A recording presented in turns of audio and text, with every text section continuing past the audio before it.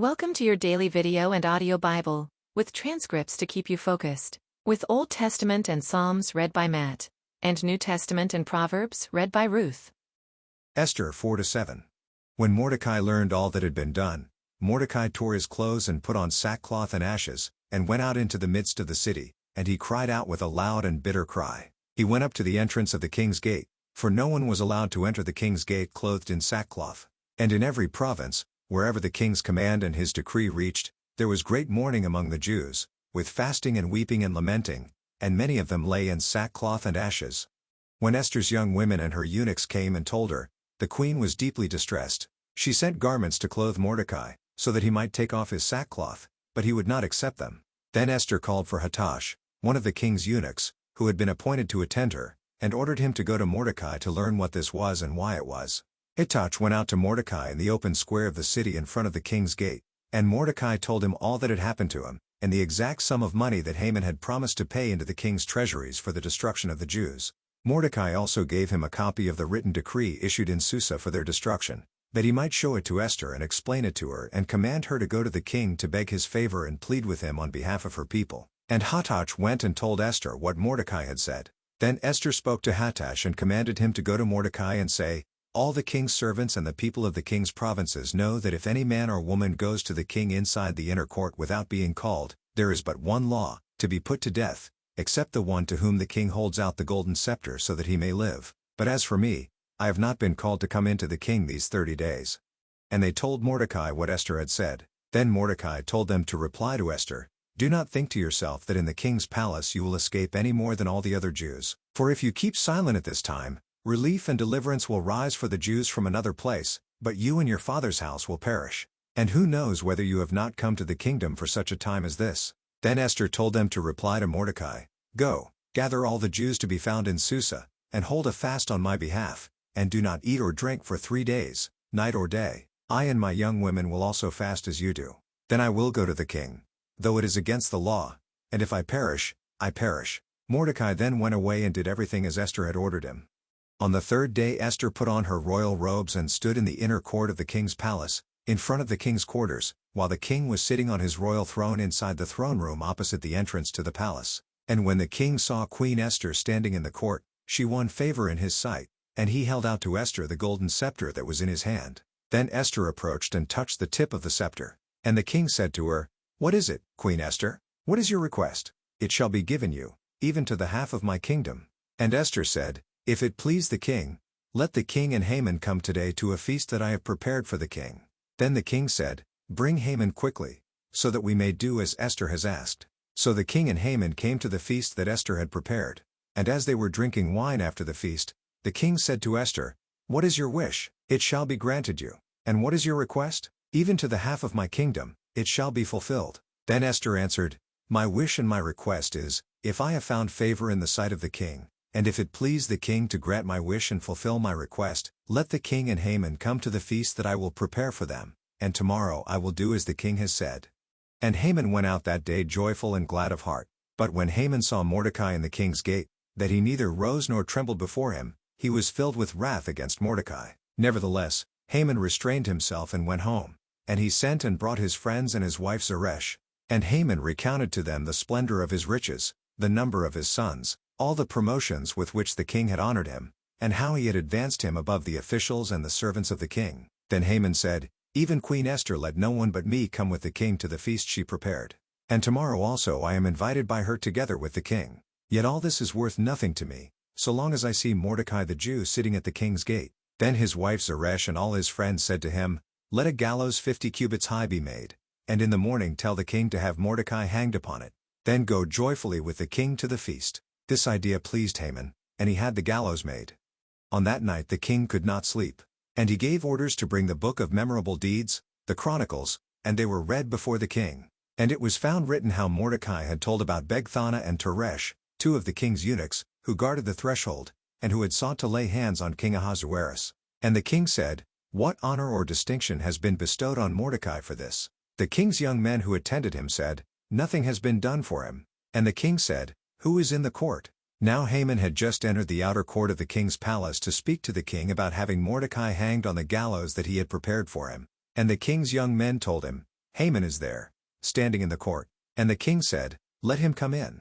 So Haman came in, and the king said to him, What should be done to the man whom the king delights to honor? And Haman said to himself, Whom would the king delight to honor more than me? And Haman said to the king, For the man whom the king delights to honor, let royal robes be brought, which the king has worn, and the horse that the king has ridden, and on whose head a royal crown is set, and let the robes and the horse be handed over to one of the king's most noble officials. Let them dress the man whom the king delights to honor, and let them lead him on the horse through the square of the city, proclaiming before him, Thus shall it be done to the man whom the king delights to honor. Then the king said to Haman, Hurry, take the robes and the horse, as you have said, and do so to Mordecai the Jew, who sits at the king's gate. Leave out nothing that you have mentioned.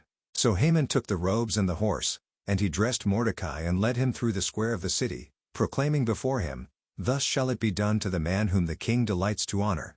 Then Mordecai returned to the king's gate, but Haman hurried to his house, mourning and with his head covered. And Haman told his wife Zeresh and all his friends everything that had happened to him. Then his wise men and his wife Zeresh said to him, If Mordecai, before whom you have begun to fall, is of the Jewish people, you will not overcome him but will surely fall before him. While they were yet talking with him, the king's eunuchs arrived and hurried to bring Haman to the feast that Esther had prepared. So the king and Haman went in to feast with Queen Esther. And on the second day, as they were drinking wine after the feast, the king again said to Esther, What is your wish, Queen Esther? It shall be granted you. And what is your request? Even to the half of my kingdom, it shall be fulfilled. Then Queen Esther answered, If I have found favor in your sight, O king, and if it please the king, let my life be granted me for my wish, and my people for my request. For we have been sold, I and my people, to be destroyed, to be killed, and to be annihilated. If we had been sold merely as slaves, men and women, I would have been silent, for our affliction is not to be compared with the loss to the king. Then King Ahasuerus said to Queen Esther, Who is he, and where is he, who has dared to do this? And Esther said, A foe and enemy, this wicked Haman. Then Haman was terrified before the king and the queen.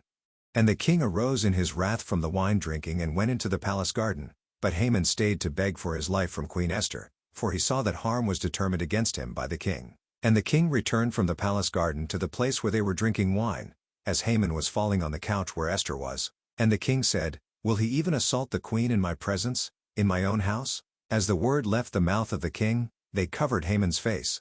Then Harbona, one of the eunuchs in attendance on the king, said, Moreover, the gallows that Haman has prepared for Mordecai, whose word saved the king, is standing at Haman's house, 50 cubits high. And the king said, Hang him on that.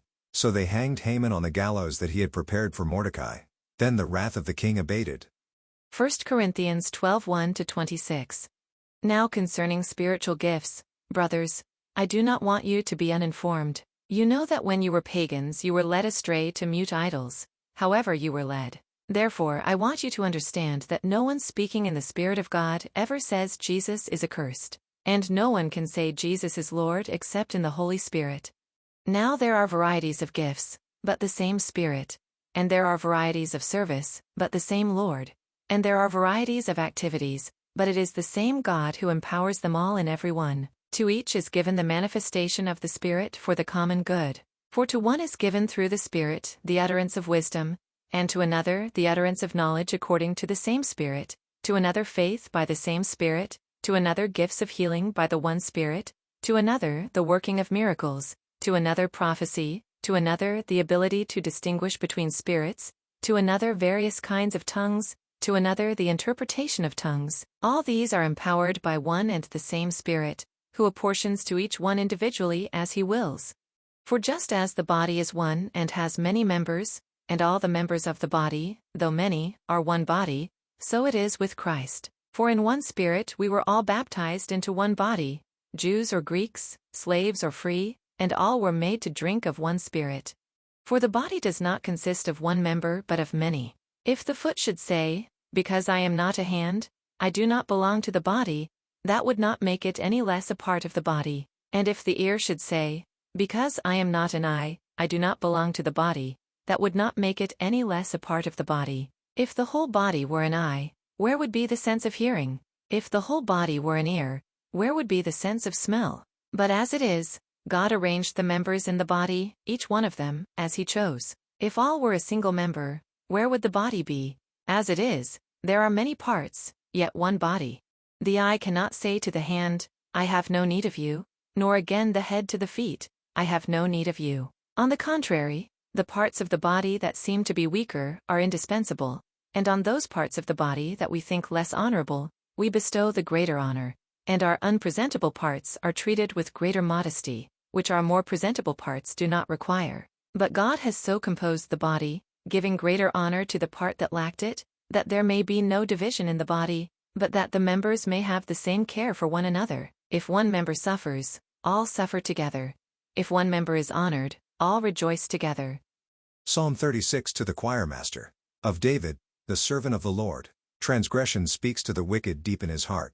There is no fear of God before his eyes. For he flatters himself in his own eyes that his iniquity cannot be found out and hated. The words of his mouth are trouble and deceit. He has ceased to act wisely and do good. He plots trouble while on his bed. He sets himself in a way that is not good. He does not reject evil. Your steadfast love, O Lord, extends to the heavens, your faithfulness to the clouds. Your righteousness is like the mountains of God. Your judgments are like the great deep. Man and beast you save, O Lord. How precious is your steadfast love, O God. The children of mankind take refuge in the shadow of your wings. They feast on the abundance of your house, and you give them drink from the river of your delights. For with you is the fountain of life. In your light do we see light. Oh, continue your steadfast love to those who know you, and your righteousness to the upright of heart. Let not the foot of arrogance come upon me, nor the hand of the wicked drive me away. There the evildoers lie fallen. They are thrust down, unable to rise. Proverbs 21:21-22. Whoever pursues righteousness and kindness will find life, righteousness, and honor. A wise man scales the city of the mighty and brings down the stronghold in which they trust. Thank you for joining with us. To be part of the community, please check the link in the description below or check Daily Hope for Revival on Facebook.